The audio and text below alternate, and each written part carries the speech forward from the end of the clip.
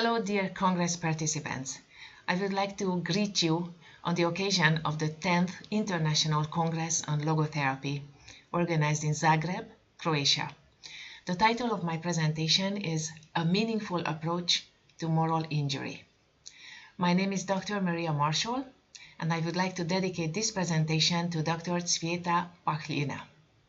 I had the honor of meeting Dr. Pahljina at the South German Institute of Logotherapy. Between 1999 and 2000, we were students of Dr. Elizabeth Lucas, and we finished there with a certificate in logotherapy. I finished in 2000. Dr. Cvjeta Pahljina was exceptionally wise, insightful, kind, and she helped me through the ups and downs of navigating the German language while we were there. When I introduced myself and I said, I was born in Subotica in Serbia, she immediately said, I know your father, Dr. Pavle Unger. Yes, my father was a psychiatrist. He was a student of Dr. Viktor Frankl. And I had some wonderful memories of growing up in our country. That was at that time Yugoslavia, and we left in 1991. When I moved to Canada not long after, someone asked me, so how long have your ancestors lived there in Serbia? Well, I said on my mother's side, who were Hungarians, they lived there probably since the Roman times. But maybe later, 1000 maybe, when the Hungarian people group moved in. On my father's side, it's a different story because they were Jewish. So they lived migrating through Europe, through ups and downs, and experienced the persecutions of the Second World War. My family left in 1991, so I do have, of course, memories of what it was like leaving. At that time, still Yugoslavia, and I remember when I was 18, hearing the first gunshots, and then the bombardments, which intensified, and so that's part of my experience. And today, we are going to combine all this into this presentation on moral injury. We're going to be talking about Romans, we are going to be talking about the Greeks, we are going to be talking about wars, we are going to talk about finding meaning in suffering. And so Dr. Cvjeta Pahljina, with her vision and her insights, is going to stand by us and guide us. And she has been a wonderful friend to me. And so I want to express my sincere gratitude for this opportunity to offer this presentation in her memory. So, moral injury.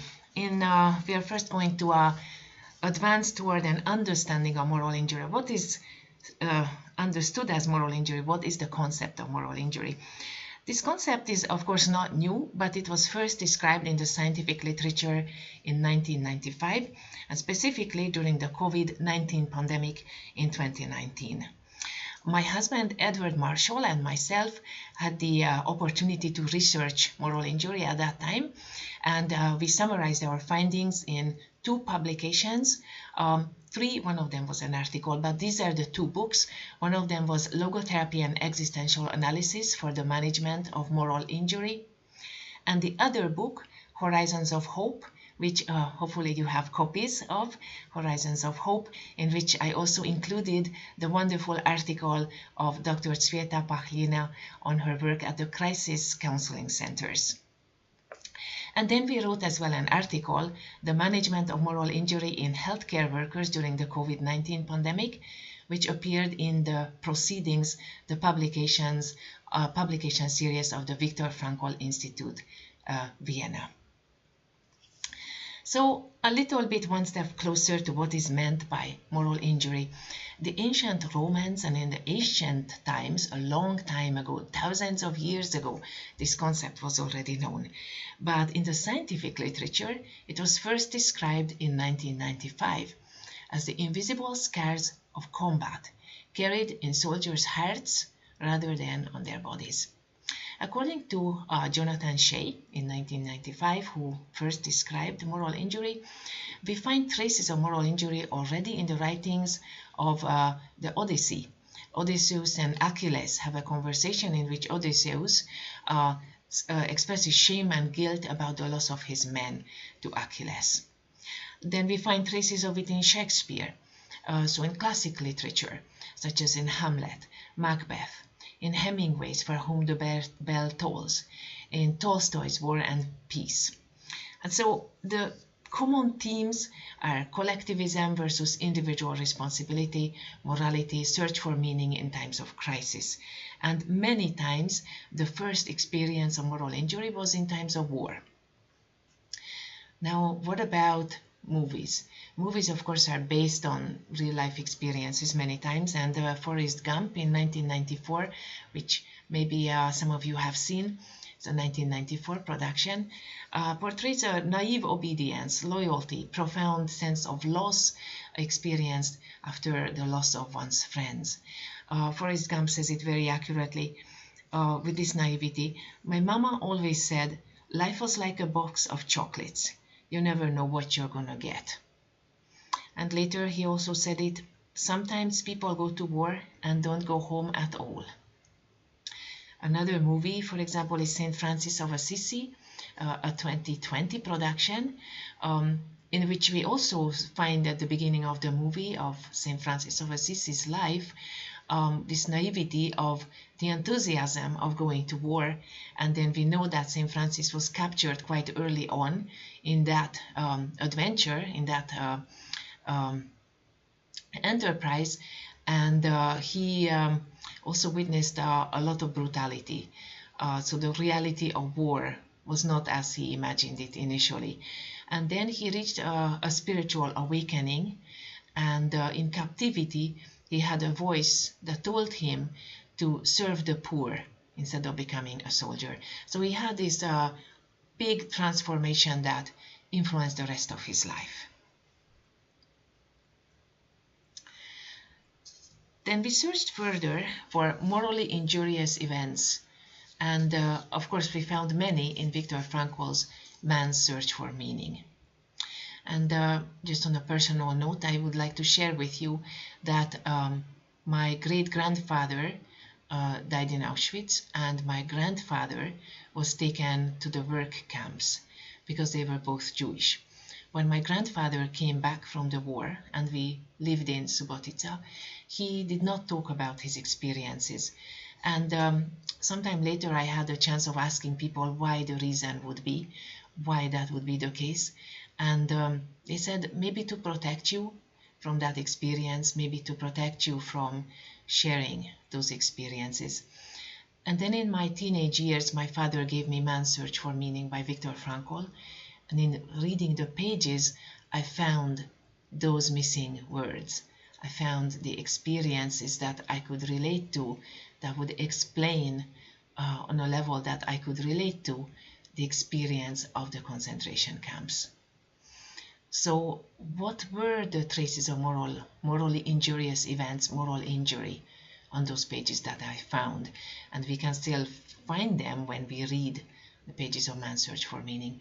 So these are examples where moral and ethical principles were trampled underfoot, disregarded, trespassed, violated. We find the example when his manuscript was taken away, it was thrown into the fire, and a swear word was said, that your work is worth nothing.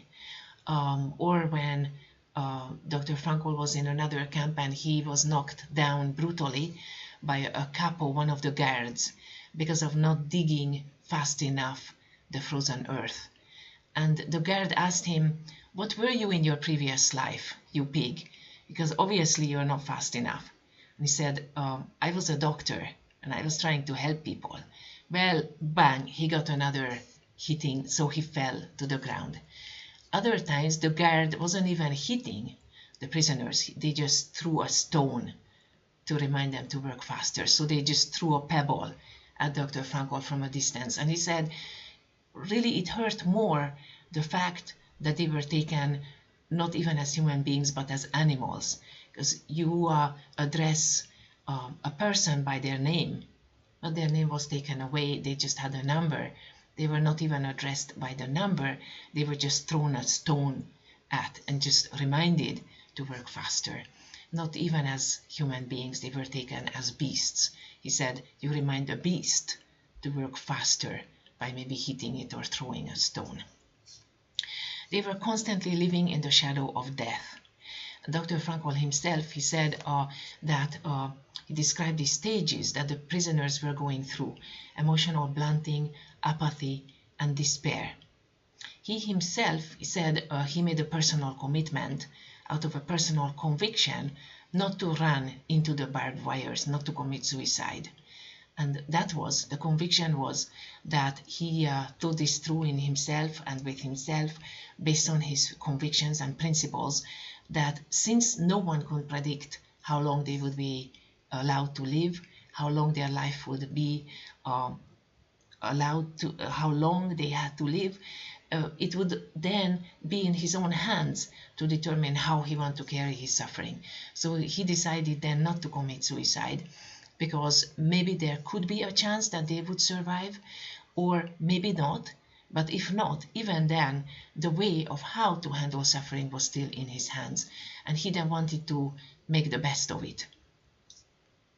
So he had a professional curiosity about how it could happen to him that just moments earlier he was talking to one of his friends, a comrade, and then moments later this man passed away, and some other friends were pulling him by the feet up the steps, and his head was banging onto the steps each and every step. And Frankl was sitting right next to him, observing this scene, sipping a cup of hot soup and enjoying that hot soup, and surprised at his own emotional bluntness, the apathy of not really having an emotional reaction at seeing the body being removed from where he was helping the prisoners, from the doctor's quarters. And so this professional curiosity awakened him to what was happening and what was the emotional impact, the toll that he also experienced in the concentration camps. So this was the concrete reality, and this was the background against which, the backdrop against which he then tried to find the ways of still upholding human dignity and living as a human being. And that meant finding meaning in suffering. All conditions being equal, Dr. Frankl noticed meaning had a survival value. How did the prisoners try to fight against and keep themselves as human beings, fight against the impact of emotional blunting and apathy that could potentially lead to despair quite very quickly? So by supporting each other, orienting each other, and helping to keep this orientation toward a future goal, a task that awaits them, a meaningful goal, a purpose in the future. Sometimes humor. Dr. Frankl said, for example, they shared this joke with a friend, that this brutal couple that knocked him down, he was so brutal that the nurse at the hospital where he worked previously would not have let him in not even to the reception room. Other times they made the joke that, can you imagine that maybe in the future we are going to be in the operating room and the orderly will come rushing, because the head surgeon will come to inspect our work. The orderly will come rushing and say, Achtung, Achtung, action, action. We are going to immediately know what to do. So other times, sharing resources, their last piece of bread or a bowl of hot soup, prayer, their spirituality, they're encountering the beauty of nature, and then in spirit being with their loved ones, being with someone, just as contemplating the image of his wife or his mother, carrying on a conversation with them. And then Frankl described the most beautiful description of that conversation that he had with his wife. Other times he said, I try to distance myself from my immediate surroundings, and I try to observe it from the outside, describing in my mind the reality and the experiences that we were going through. For hours I composed speeches in my mind. And when he was sick, he worked on scraps of paper reconstructing the manuscript of the book that was taken away from him, which was later The Doctor and the Soul, the Ärztliche Seelsorge, which was later published as the Doctor and the Soul. These were his observations. On average, only those prisoners could keep alive who, after years of trekking from camp to camp, had lost all scruples in their fight for existence. They were prepared to use every means, honest and otherwise, even brutal force, theft and betrayal of friends, in order to save themselves. So this is when we talk about just the pure physical survival. It was not guaranteed in any way to anyone. We who have come back, by the aid of many lucky chances and miracles, whatever one may choose to call them, we know the best of us did not return. So this was one observation about the brutality of the camps. There was another observation, though, as poignant as the previous one against the backdrop of this brutal reality. We must never forget that we may also find meaning in life, even when confronted with a hopeless situation, and this became Dr. Frankl's credo. This became Dr. Frankl's firm belief when facing a fate that cannot be changed.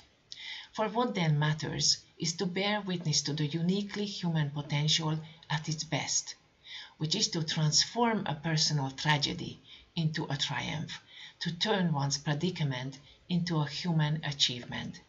When we are no longer able to change a situation, just think of an incurable disease, such as inoperable cancer, or when you are living in the shadow of death in the concentration camps, we are challenged to change ourselves. And if possible, turn that suffering into a human achievement, the highest human achievement possible. This is the very lesson I learned in 3 years I spent in Auschwitz and Dachau, said Dr. Frankl, and in the meantime it has been confirmed by psychiatrists in prisoner of war camps. Only those who were oriented toward the future, toward a goal in the future, toward meaning to fulfill in the future, were likely to survive. And this Dr. Frankl wrote later and summarized in Man's Search for Ultimate Meaning, which was a continuation of Man's Search for Meaning. So this leads us to an exploration of what is moral injury. How should we conceptualize moral injury? In early times, moral injury was conceptualized as symptoms that did not fit with the diagnostic criteria of PTSD. PTSD is rooted in traumatic events, flashbacks, re-experiencing, negative mood, hyperarousal, interfering with functioning. So the severity of these symptoms would be severe enough that they would interfere with everyday daily functioning. Moral injury would be characterized and described as loss of direction, loss of meaning in life, disconnection from self and others, a feeling of guilt, shame, anger, anguish, and disgust. Later, in the crystallization of what is meant by PTSD, then scientists conceptualized PTSD as maybe with the possibility of PTSD and moral injury together or with an overlap. So they conceptualized of it as complex PTSD, where moral injury can co-occur with symptoms of PTSD and overlap. And then they came to distinguish PTSD from moral injury, and this was done based also on studies that showed different neural pathways being activated during PTSD and during moral injury. The experience of PTSD and the experience of moral injury activated different neural pathways. PTSD was found to be predominantly fear-based, elicited by traumatic memories, traumatic events. And moral injury was predominantly guilt and shame-based, related to the violation of deep-seated moral beliefs and principles, guiding principles. So this was the official definition then of moral injury. Moral injury arises from perpetrating or failing to prevent, bearing witness to, or learning about acts that transgress deeply held moral beliefs. It refers to the experience of omissions or commissions by oneself or by someone else, usually a person in authority, resulting in a betrayal of what is right in high-stakes life and death situations.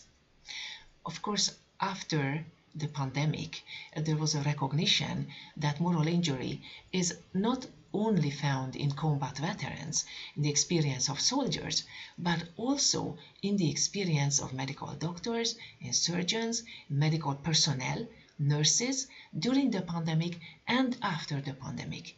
And there is research evidence to show that. We are going to cover it in a little while.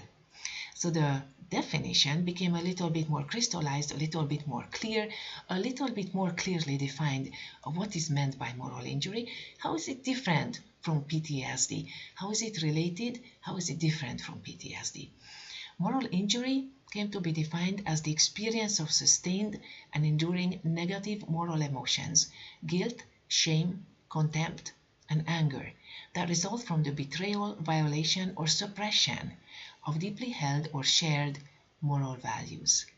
So now this can include all of us, and this can include the experience of many people in many different fields.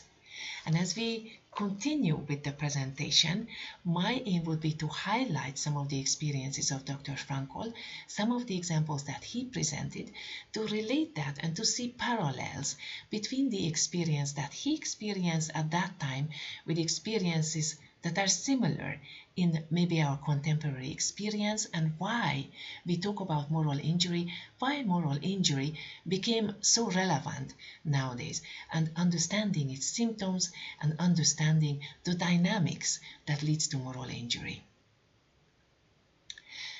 But first, before we reach that stage of today, and we talk about how is moral injury treated or managed today, let's go a little bit back in history to the early attempts of treatment of moral injury.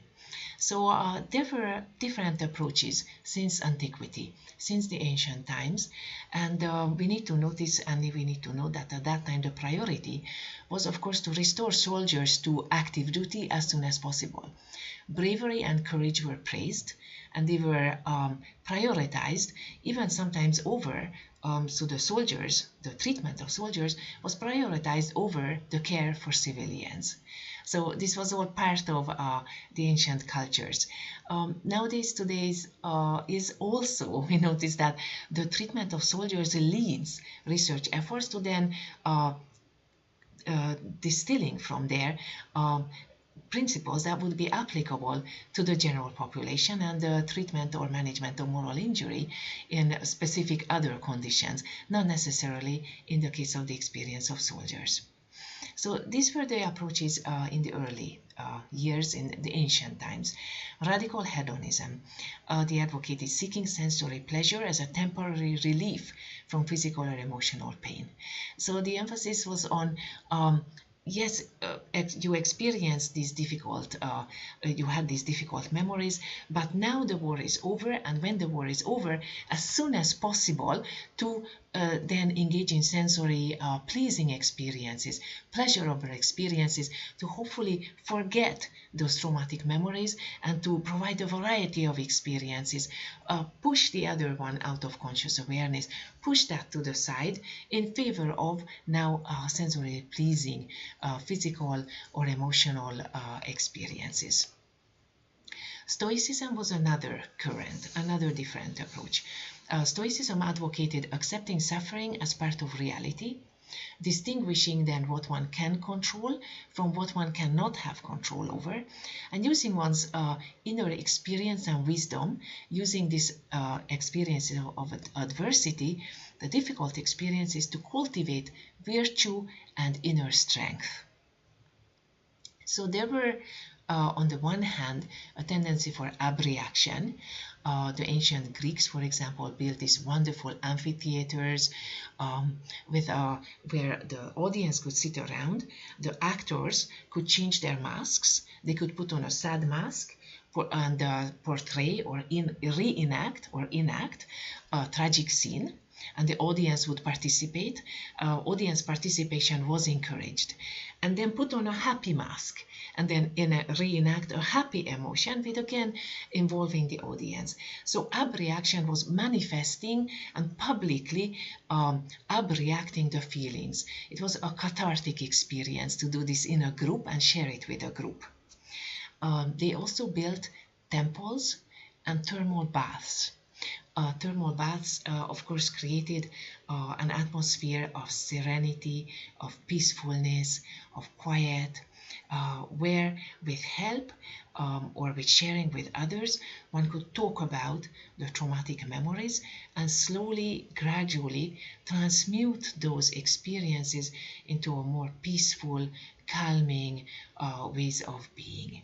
So that was the purpose of the temples and the thermal baths, where Roman soldiers spent their time after battles recreating, resting, recuperating, regaining strength hopefully in the hope of then returning to active duty and the battle.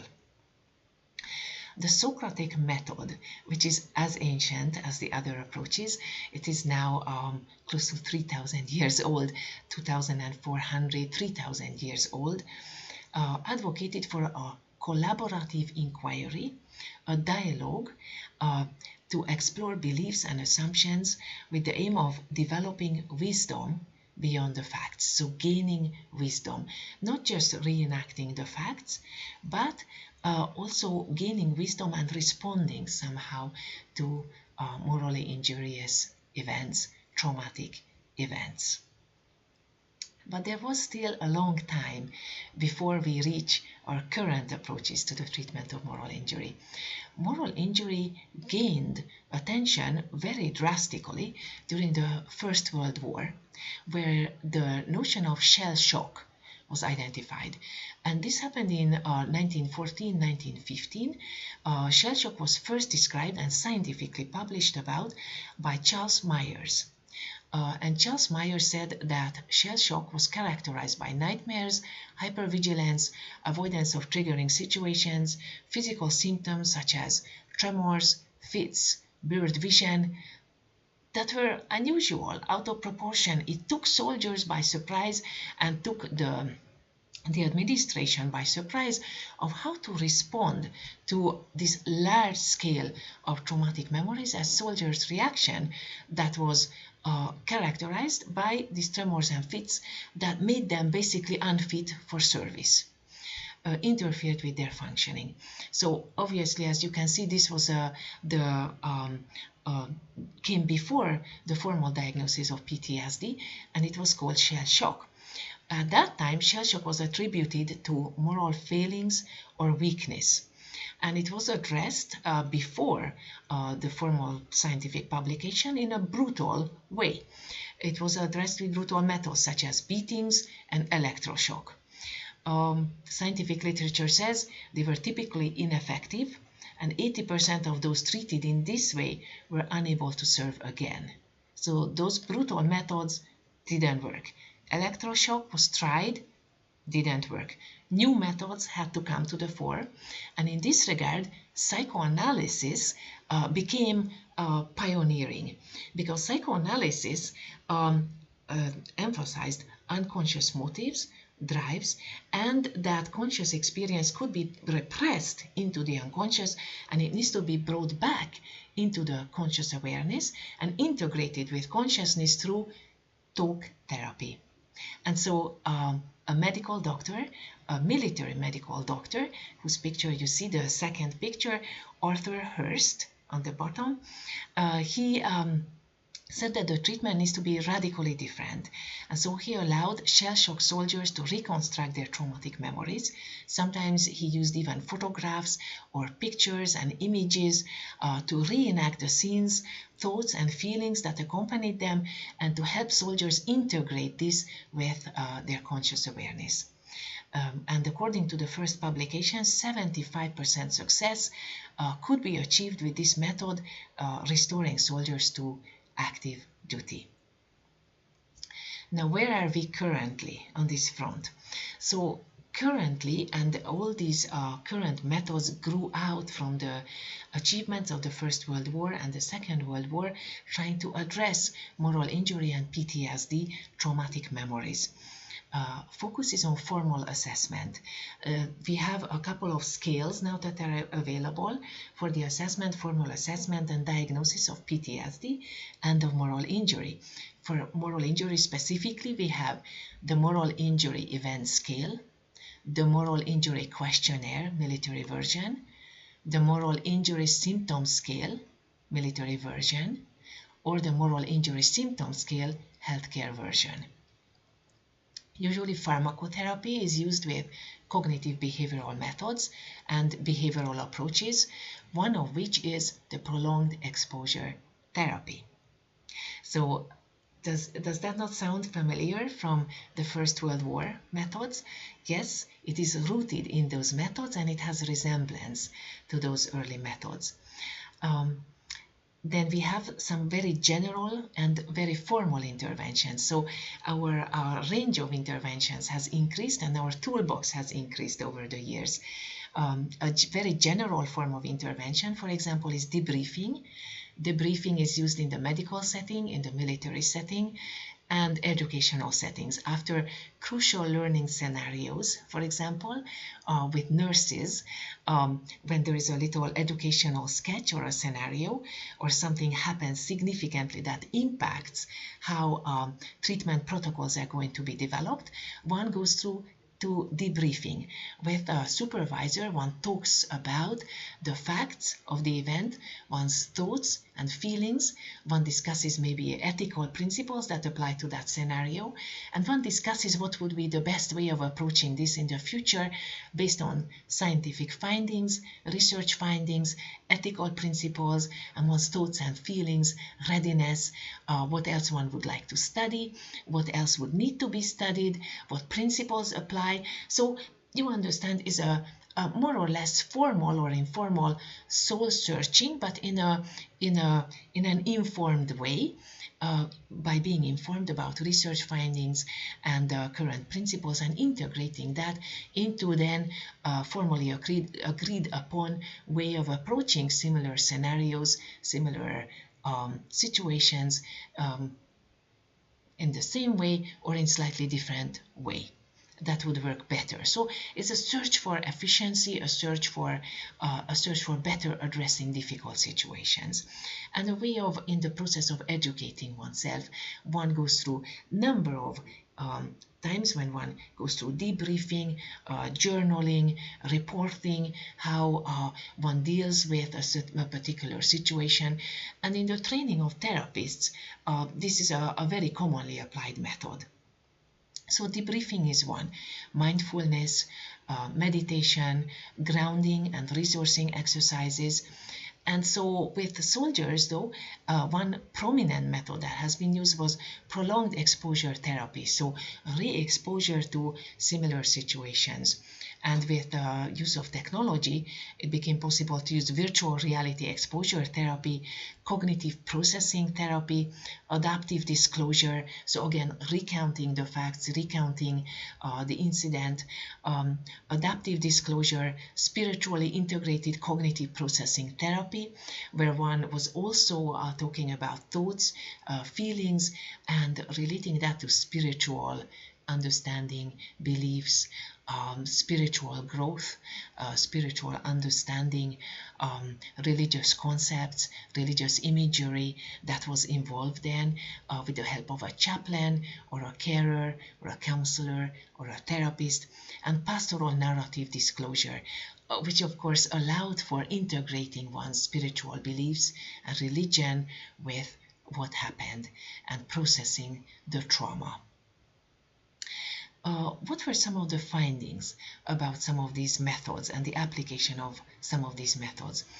And here I'm just noticing some of the most prominent findings. When you research literature, there's a wealth of literature on each of these topics, but I just named here and pinpointed the most prominent findings. So one of the findings, the most recent finding, was that prolonged exposure treatment found to be contraindicated in the case of moral injury. And why? That was interesting that in the case of post-traumatic stress disorder, re-exposure to exposure worked, and it helped to overcome the fear related to the trauma. Repeated exposure especially was found to be effective. Virtual exposure, yes, but not when there was an element of moral injury involved, because in those cases there is a significant part that has to do with guilt and shame, moral principles.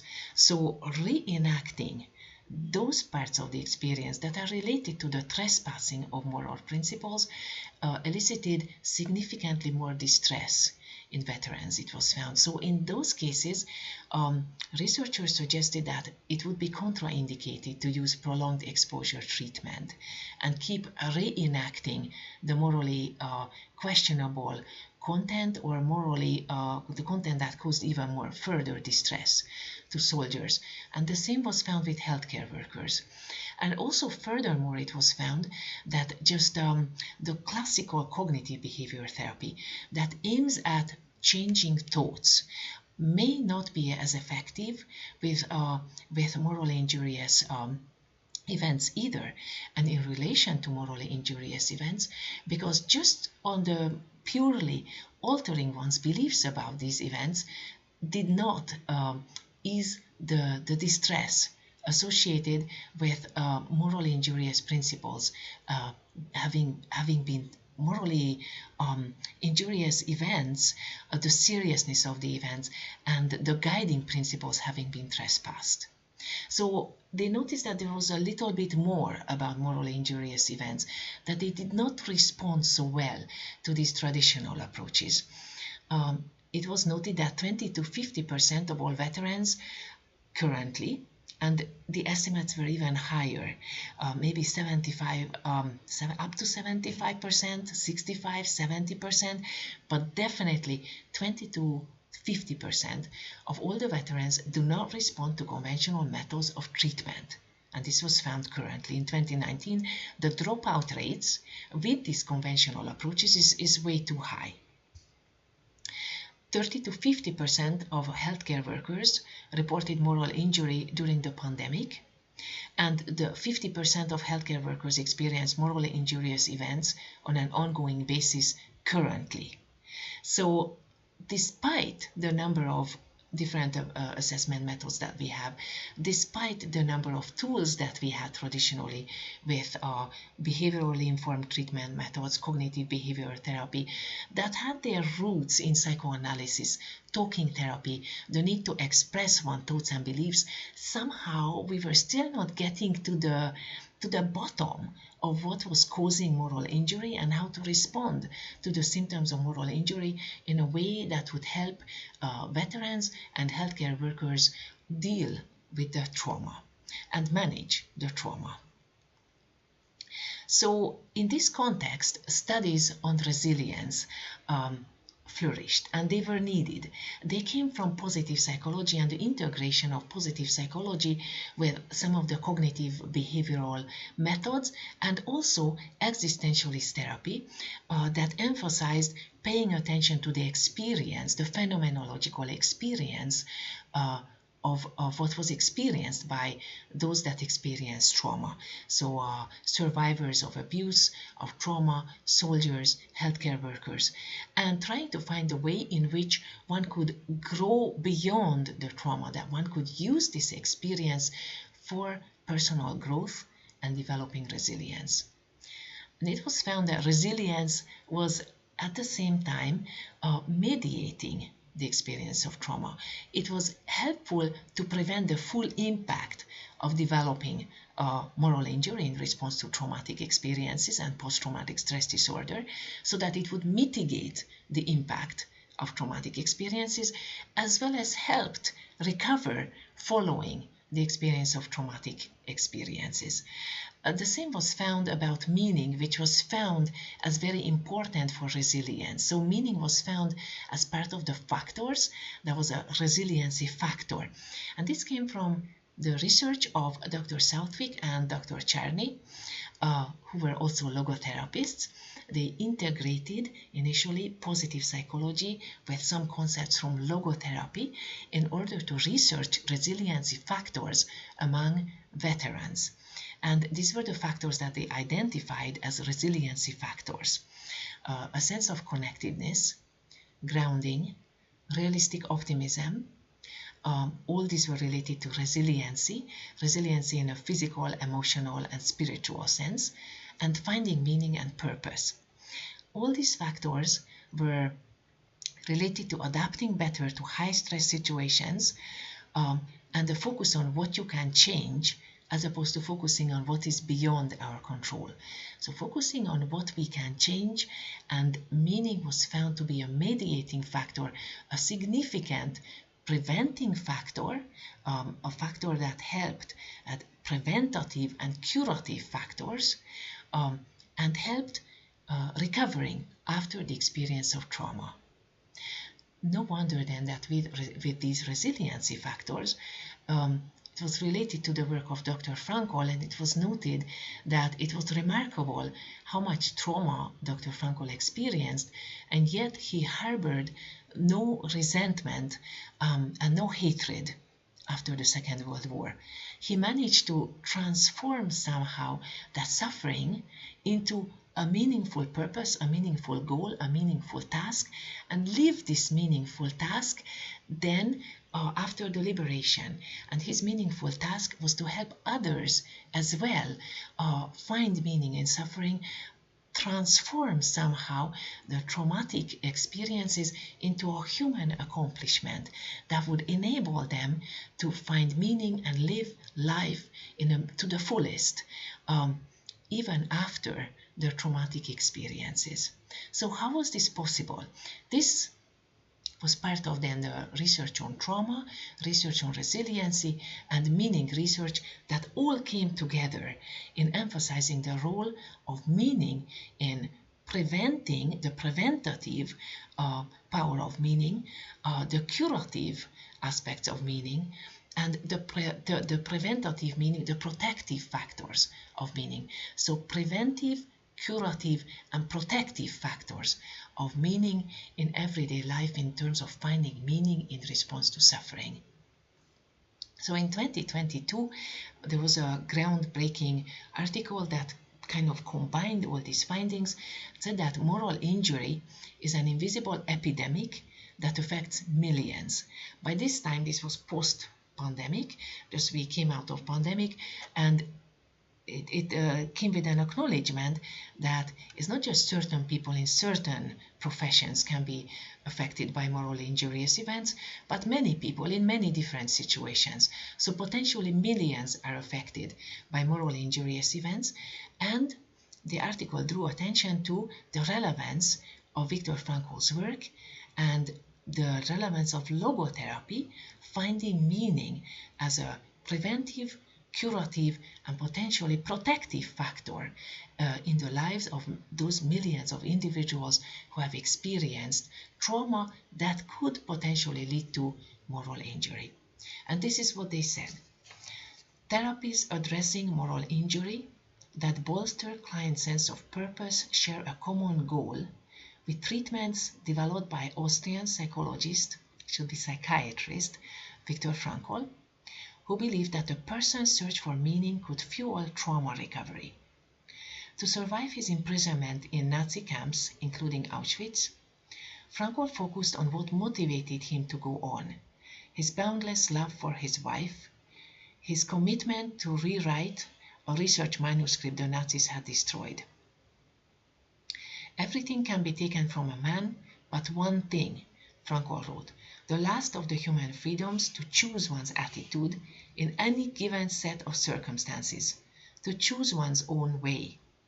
After his liberation in 1945, Frankl refined a treatment approach called logotherapy, which emphasized that a sense of purpose could help people endure the gravest suffering.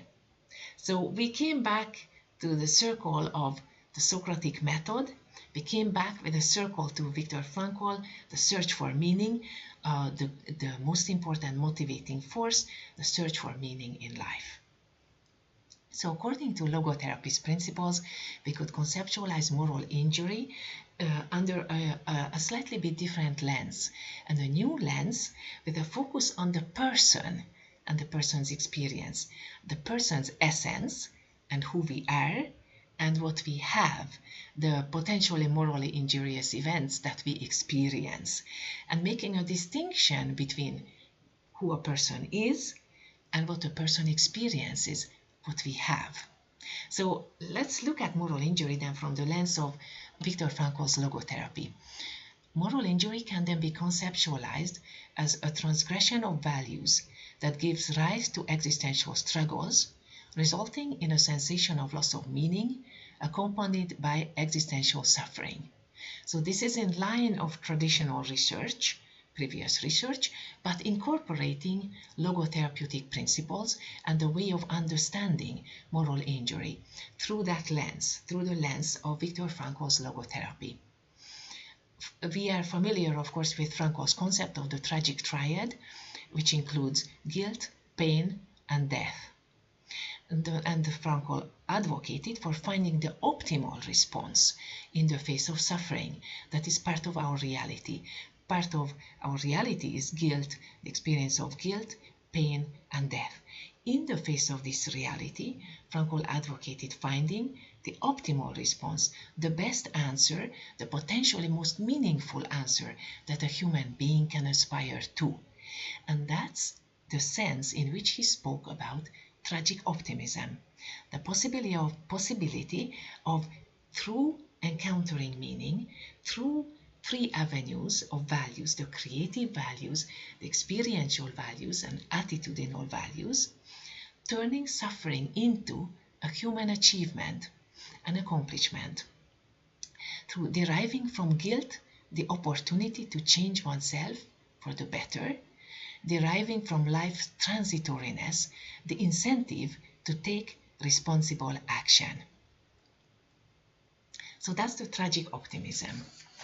And in this sense, we could then conceptualize of the invisible wound, which is moral injury, as a sign of spiritual health.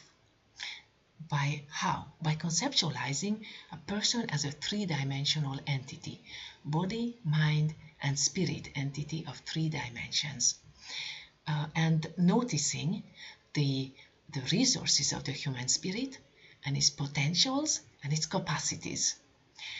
What did Frankl say about conscience? Frankl said, through the conscience of the human person, a transhuman agent, literally personat, literally means sounds through. Through conscience, transcendence sounds through. Frankl conceptualized of the person as a three-dimensional entity, like we said, body, mind, and spirit. He recognized conscience as a resource of the human spirit. Conscience, he said, it has aesthetic, ethical, and moral aspects. Part of conscience can be conscious or unconscious.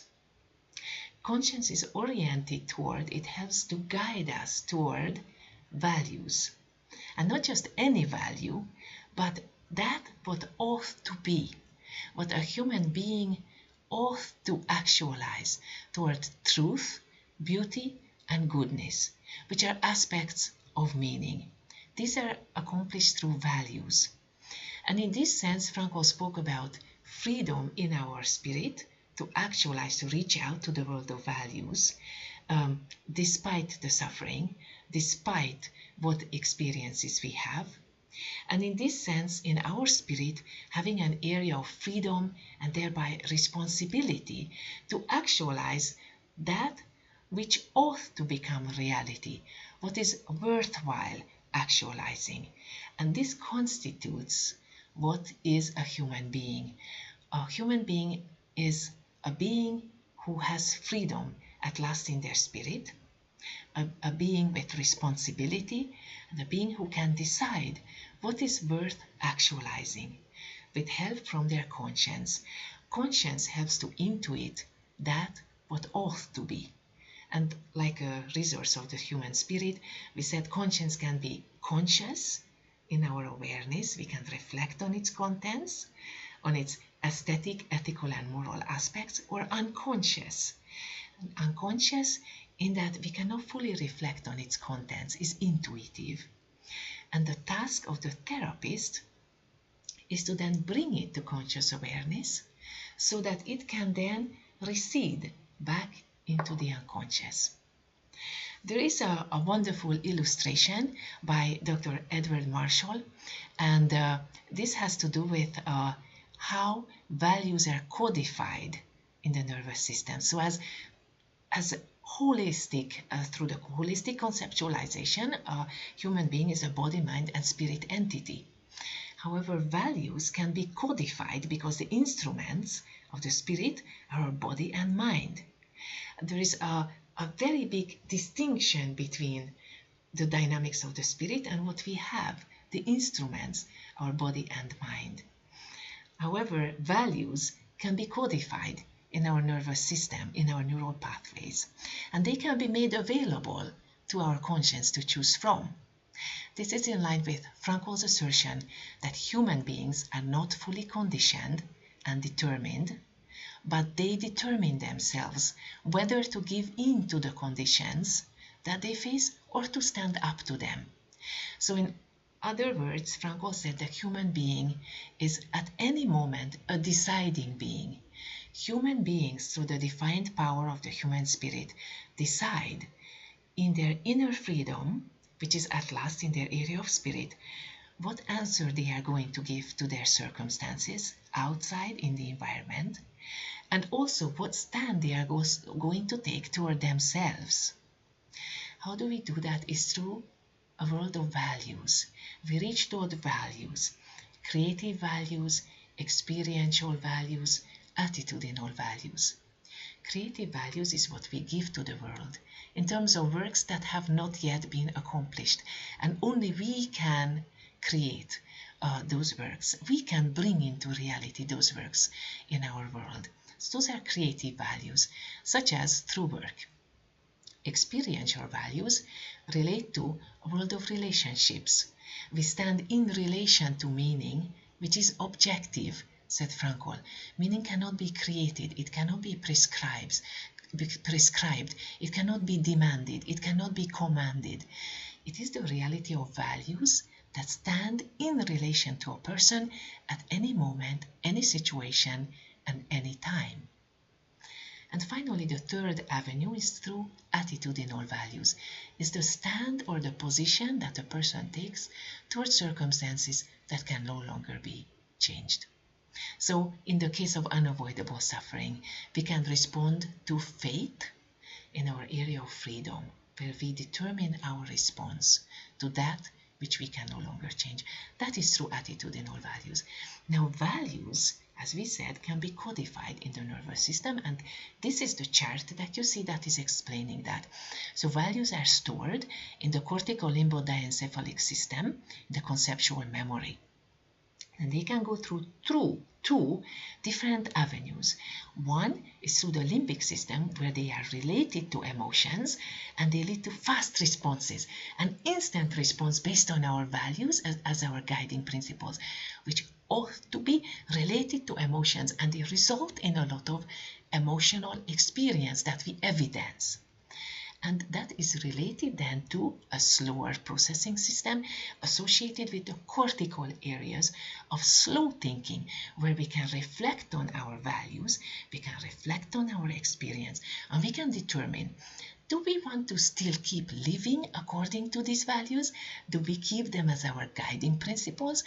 Or maybe there are some other values that we ought to incorporate into the reservoir of these codified values and make them available to our conscience, so that our conscience can point to that which ought to be, and this leads to a refinement of our conscience, more possibilities that are available to our conscience, and it's a broadening of values that Dr. Lucas said that we do in logotherapy, that Dr. Frankl also pointed to, when we function almost like an optometrist, where Our goal is to refine a little bit our vision to the distance and close vision and in acuity of what values we have, where is our area of freedom, what choices we have.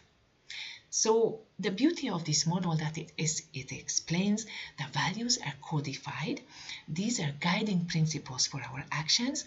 It is possible to reflect on them, it's possible to reaffirm them, or it's possible to incorporate other values into our value system. And this is how we can move from, for example, a pyramidal value system that Dr. Lucas talked about when we have, for example, a fanatic way of looking at things and we prioritize just one value that we place at the pedestal, at the absolute top, and we strive for it and we excessively fight for it.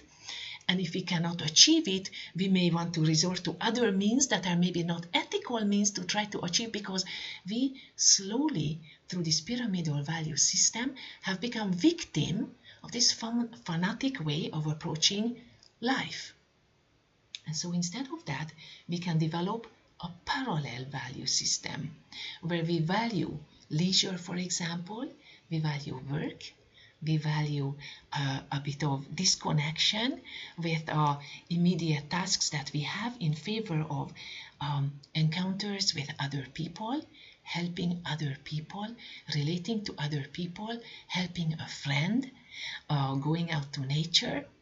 And Dr. Lucas said the most beautiful experiences to Dr. Frankl, to her, happened in nature. The most important decision she was able to make, especially and exactly in the moment when she de-reflected away from tasks, from responsibilities, in silence, when she absolutely aimed not to think of those responsibilities.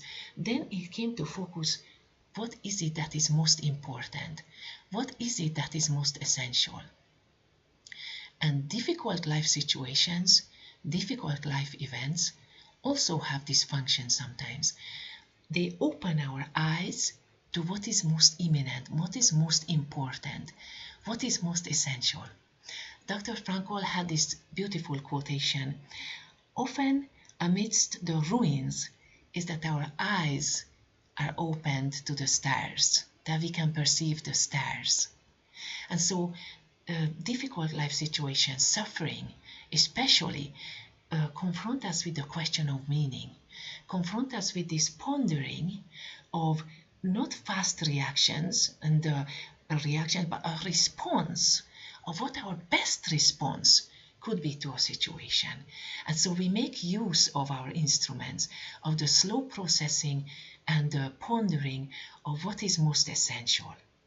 And sometimes especially when we are confronted with these questions of meaning, that's when we reach to our conscience. Our conscience that is our instrument of the spirit, said Frankl, that helps us and guides us toward what is meaningful, what ought to be, what should be brought into, what could be brought into reality, and what should then be brought into reality.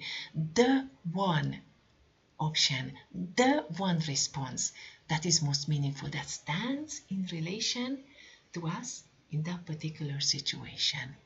That is the task of conscience, to intuit and then to point to. And you see, through this model, we were able to reflect on how we can form our conscience, refine our voice of conscience. Moral injury disrupts the harmony between what conscience points to or pointed to and what we experienced. And that's why there was a discrepancy between the values that underline those facts that happened during the morally traumatic memory, during the morally injurious event or the trauma, if we call it a trauma, and the response. It was maybe not in line with what we perceived ought to have been our response, or ought to have been someone else's response, or maybe now ought to be reflected on, ought to be different. Dr. Frankl had a wonderful way of putting this again. If you remember from the concentration camps when they stood and beheld the beauty of nature. There was a beautiful sunset with crimson colors, the beauty of a sunset with a reddish, pinkish, orangish, yellowish, mixed with the blue, the background, the blue. And they stood there pondering the clouds and looking at them in awe. And one of them said to the other, how beautiful the world could be. And so this is the dynamics of the human spirit, how beautiful the world could be, what ought to be. This search is a very human search. It's the very best of what the human being is capable of. And this is possible and is elicited, and it's an impulse. It's not a drive. It's not a must. It's not something that is pushing us. It's something that's pulling us. An impulse for something that ought to be. And conscience is trying to point to that. A sense of what ought to be. And an action that corresponds with that. An action that is in harmony with higher values, universal human values, values of justice, values of correctness, values of truth, values of beauty, of goodness, of the dignity of the person, of the value of human life, and so on.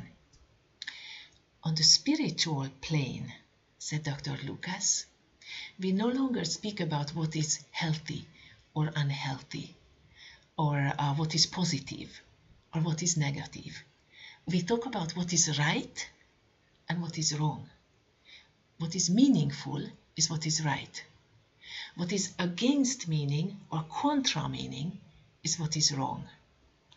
So wrong on the spiritual plane is what is not in harmony with universal values. And exactly because a human being has a conscience, and because their conscience has been awakened, and their conscience is functioning, which is the dynamics of orienting oneself toward what ought to be. Exactly because of this conscience, one is questioning of what ought to be, of what is the best, and one compares what happened with what could have been, maybe should have been. One may ignore, deny, or disregard the voice of conscience, but the discord that is experienced may remain. And that is why traditional approaches are not fully in the position to address this discord unless they acknowledge the dignity of the person, the dynamics, the existential dynamics of the search for meaning, and conscience as a resource of the human spirit. That is a sign of health when the impulses of the conscience are activated. Frankl taught us that through attentive meaning sensitivity, one can train oneself to be value discerning instead of value blind. What does it mean to be value discerning instead of value blind? Is to notice meaning possibilities, to notice what is of value, even in our surroundings, even in our mundane circumstances, even in the most brutal situation. A beautiful sunset, sharing a piece of bread, the taste of the warm soup, the warmth of a family member, a friend, a comrade, the warmth of their words, being with another person, even if just through the spirit, and being with them despite those brutal conditions. So the task of the logotherapy is to be like an optician, bring to conscious awareness the resources of the unconscious spirit, the unconscious spiritual resources, such as the prompting of conscience, and to allow these contents to sink back slowly into the unconscious. In other words, to examine them through the neural pathways again, through reason, through the reasons of the heart and reasons of the intellect, and then incorporate them into one's value system only to allow them to sink back into the unconscious and then become part of one's repertoire. then become part of one's way of finding meaning, even in suffering.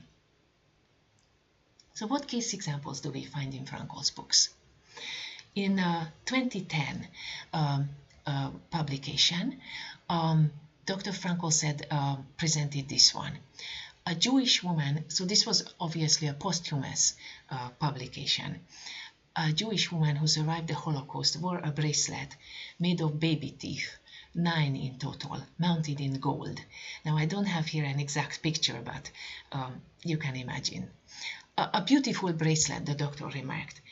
Yes, the woman answered, and she started to go through tooth by tooth. This tooth belonged to Miriam, and this one to Esther, and this one to Samuel, and she mentioned the names of her daughters and sons according to age. 9 children, she added, and all of them were taken to the gas chambers. Shocked, the doctor asked, "How can you live with such a bracelet?" And the woman quietly replied, "I'm now in charge of an orphanage in Israel." Another example, this one I believe is in Man's Search for Meaning. And the end of Man's Search for Meaning, where Dr. Frankl talks about the tragic optimism. A Jewish rabbi came to see Frankl. He had lost all 6 children in the concentration camps. He survived and remarried, but his second wife could have no children. So he was very distressed, and he was saying to Dr. Frankl that he could no longer live like this. So Frankl remarked that procreation alone cannot be possibly the meaning of life, because then life would become meaningless, and something that is meaningless cannot be made meaningful merely by its perpetuation. So in other words, he tried to use a logical argument of why having children alone is not sufficient for finding a lasting and enduring meaning in life and to have fulfilled the meaning of one's life. But the rabbi was now even more distraught, saying that now there is no one left to pray the Kaddish, that is a special prayer for the dead after his death. So Frankl, when he noticed this, that he became even more distressed and he started to cry, that now we have come to the point, the root cause of his real distress. Frankl asked him if he was hoping to see his children after death in heaven. To this, the rabbi burst into tears, as the real reason of his despair had been opened up. He said, he was sure that his children had highest place assigned to them in heaven since they died as martyrs. But, alas for him, an old sinful man, he could not be assigned the same place.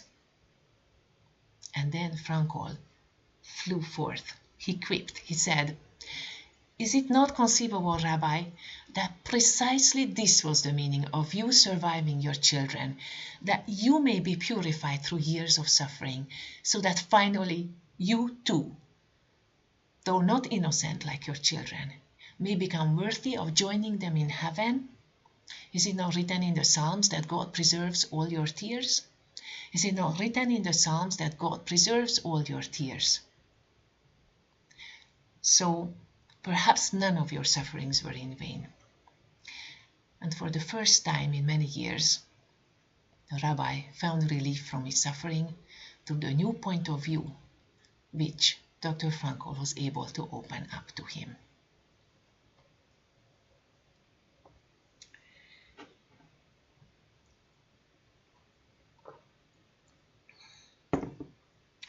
Speaking to prisoners at the San Quentin prison in California, Frankl told them, "You are human beings like me, and as such, you were free to commit a crime to become guilty.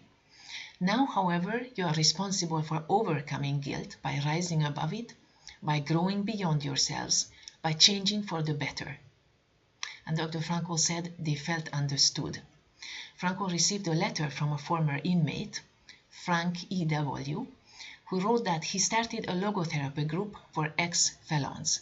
And he wrote in this letter, "We are 27 strong, and the newer ones are staying out of prison from the pure strength of those of us from the original group. Only one returned, and he is now free. So he was saying that he managed to even be free and to organize a logotherapy group for others. And so they fully lived up to the commitment to be responsible, to take responsibility for their actions and to create intentionally a different future in their lives. So what are some of the principles for the understanding of moral injury that we could then derive from Man's Search for Meaning and Dr. Frankl's work, Logotherapy and Existential Analysis? So first of all, a different understanding of the mechanism of moral injury. That by upholding the unconditional value of the person, we can distinguish between the action of a person and the person. So a person never loses their sense of value and dignity, their value and dignity. However, actions can be right or wrong. There is a difference between who we are and what we have done. Guilt is a human prerogative. So to feel guilt is a sign of a functioning conscience when it is right and a justified guilt. Recognizing when moral and ethical principles have been trespassed is therefore not an illness, it's a sign of a functioning conscience. We cannot go back to the past, but we can respond to what happened, and by finding meaning in suffering, retroactively flood an entire life, maybe even, with meaning. And this quotation comes from Dr. Frankl, that the height of a mountain is not measured by its valleys, the valley of tears, but by the height, the peak. And sometimes looking from this peak, when we asked a mountaineer, would you now say that life was worth living? They would have to admit, yes, I must admit, life was worth living. This experience can retroactively flood life with a sense of meaning. Life was worth living. And this applies to a human accomplishment, a human achievement. In this sense, we can explore whether guilt was justified, was it rational? And truthfulness is, of course, the first step toward reconciliation with oneself, understanding the facts, understanding what happened. Restitution may be possible to the same person or to someone else or on a moral level. Many veterans, for example, in the study of Dr. Southwick and Charney on resiliency, dedicated themselves to a noble task, to a worthwhile task, to educating others, helping others understand themselves, helping others also be kind to themselves, be good to themselves, and engaging in pro-social moral actions, altruistic tasks and projects. So the management of moral injury involves the spiritual realm, the spiritual dimension of the person, a discussion of values, ethics, and guiding principles. And this is the first step toward truth and reconciliation in a community and social level, the recognition of the facts, of the truths, on the side of who was offended, on the side of who had been hurt, and on the other side as well, through dialogue, through hearing the truth, acknowledging the truth, embracing the truth, and then reconciliation, restitution in some form. Maybe just let me jump back to this page before I go on to the other example. Sometimes restitution involves acknowledging collective responsibility. So while there is no collective guilt, one can only be individually responsible for one's own part in a wrongdoing and take responsibility for that. There is, Dr. Frankl said, a collective responsibility for belonging to groups that have committed atrocities. There is a collective sense of restitution then, a collective reason to be engaging in some kind of action that helps to overcome those hurts, that helps to heal those wounds in the present. And that is part of truth and reconciliation. that is going on in some parts of the world already that we know about, for example, in Canada, between the Aboriginal nations, the indigenous people of Canada who have been harmed through the schooling system, the mandatory and discriminatory schooling system that harmed the indigenous people because of discrimination, because of enforcing their acculturation and destroying their cultural traditional values and their connection sometimes to family members and their roots and their past. And so through truth and reconciliation, to acknowledging those wrongs and attempting to right them and building a better future. So that would be an example of a collective responsibility for acknowledging these truths, embracing what has happened, and building a better future through dialogue and reconciliation together, a path that is forged together. Now, a direct example of moral injury, and this comes from a beautiful example of a surgeon, Dr. Ferry, who gave us permission to publish his example of a conversation with a logotherapist, Dr. Valkyria Oliveira, whose example was published first in this book, Carried by the Spirit, Our Hearts Sing. And I'm going to read the example. You can follow along with me. I just don't want to lose the words of how we use the Socratic method then to help to guide a person from the traumatic memories and through the traumatic memories to realizing and finding meaning and actualizing meaning in suffering. So a doctor of Italy contacted a logotherapist. He had several decades of experience working as a surgeon. For the past 18 years, he has worked in underprivileged areas in Africa. He was close to his retirement when he was infected with the coronavirus and had to be quarantined. In this excerpt of the Socratic dialogue, he was reflecting on the value of sacrifice.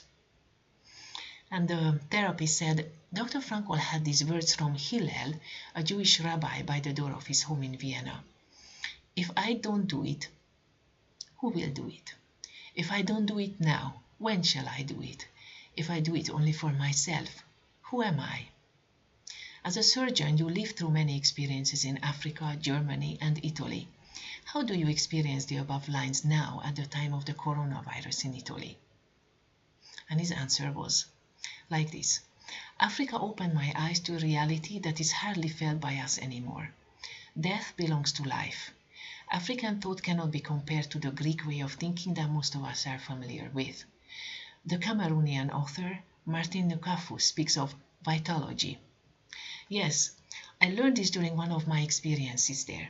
My patient was a girl who presented with acute abdominal pain.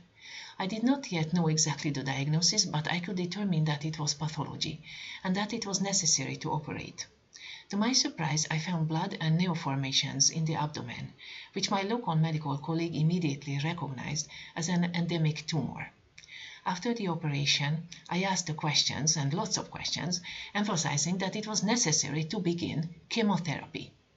However, my colleague replied me with a great serenity and a smile. He said, Don't worry, we will have another little angel in heaven. To hear this was absolutely shocking to me. I found myself in a complete state of impotence, when in our world, through many technologies, we finally live in a continuous certainty of immortality, and death is most of the time someone's mistake. So as a surgeon, he could not comprehend this. The question of the therapist was, could this phrase from Frankl relate to your experiences? Every situation is a call that must be heard and then answered. And Dr. Ferry said this. In this period of the coronavirus, we experienced a situation that reversed our role as doctors from being the donors of life to accompanying death. I found myself in an infirmary for terminally ill patients where there were not only elderly people. The rooms were full of ill and unconscious people with no relatives who could see them. For someone who is familiar with Jesus' human and divine experience of the abandonment, This could have been, making an analogy, an image of him. I walked among those beds, praying for each one, thinking about the life they lived, thinking about their possible biographies, and Jesus waiting for them. I filled up to 6 death certificates a day, a lifetime, the dignity of a life. I also had to call the relatives to announce the worsening of their condition and then to report their death. I was now the announcer of death instead of life and hope. But within me there was a kind of empathy, within which there was a serenity, of a certainty that life goes on. So the therapist asked, "What does love mean to you? How could you transmit it in these moments of emergency?" And he said, "In this situation, I think it means closeness, respect, empathy, hope." The verse from St. Paul comes to my mind, to give reason to hope. And the next question, in what ways do you think that suffering had a positive impact on you? Suffering can be good. I realized that I was more understanding of everyone, as if I lived a pardon or general amnesty, even with myself. In particular with my co-workers, I see them also as Jesus during his passion, when it comes to deprivation in a cultural, moral sense, or lack of trust.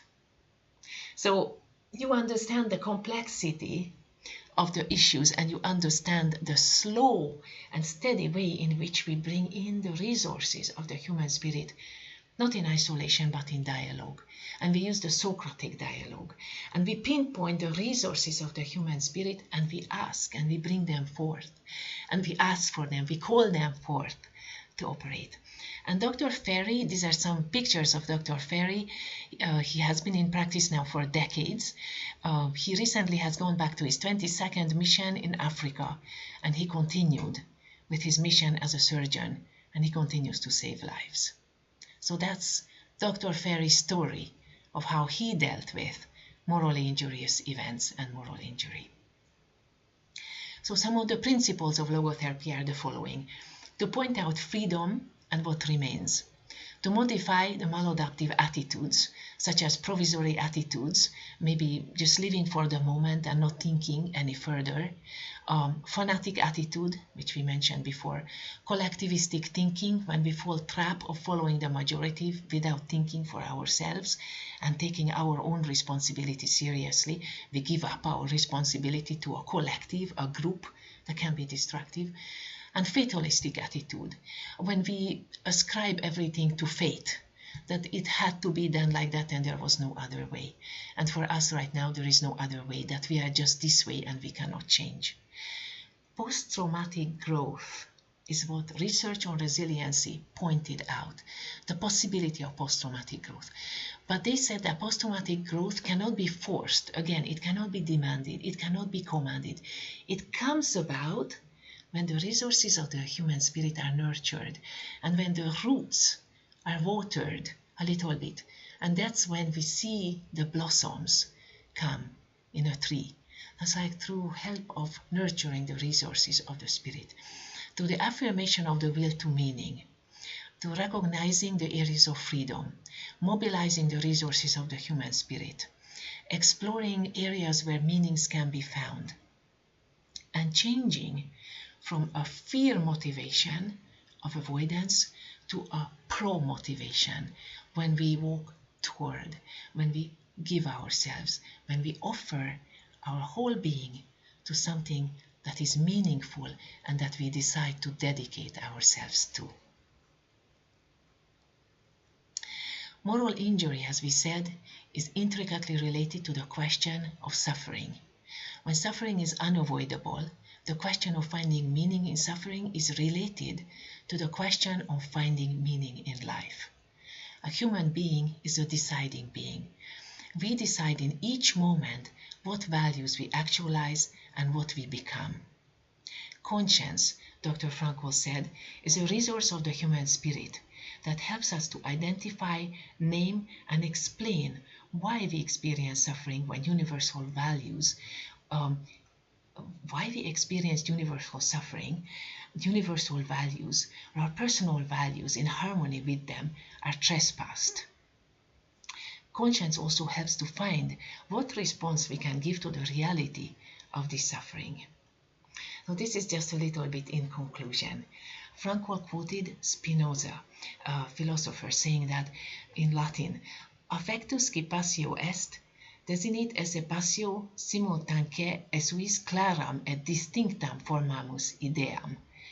Emotion, which is suffering, ceases to be suffering as soon as we form a clear and precise picture of it. And so this thought guides our conclusion of the treatment of moral injury, the management of moral injury, which Dr. Frankl, from his perspective, said that the goal and the role of the experienced therapist is, like the optometrist, is like being able to have had the experiences oneself of having lived logotherapy, and lived logotherapy in a sense of having oneself found an answer to suffering in life. And Dr. Frankl was a pioneer of that, and he illustrated what is it like helping others through experience and wisdom go through from the valleys and reaching new heights to which a human being is capable, and new possibilities through which new vistas open up, new perspectives open up. And sometimes, he said, from just one glimpse and one moment around, the whole entire of those valleys become all of a sudden flooded with meaning, flooded with purpose, that this experience too, could be good for something, it could lead to something, and if not for the better in the outer world, for the betterment of oneself. And that is a gift to humanity, this betterment of oneself. These are the rays, the meaning that one actualizes, that one finds, that does not pass away. Even when a life passes away, the rays that emanated from our being will long remain and will not pass away because they are recorded in eternity. And this was the message of Dr. Frankl, and this was the message of my dear colleague and my dear friend and our mentor, Dr. Cvieta Pachlina. Thank you very much, and thank you very much for your attention.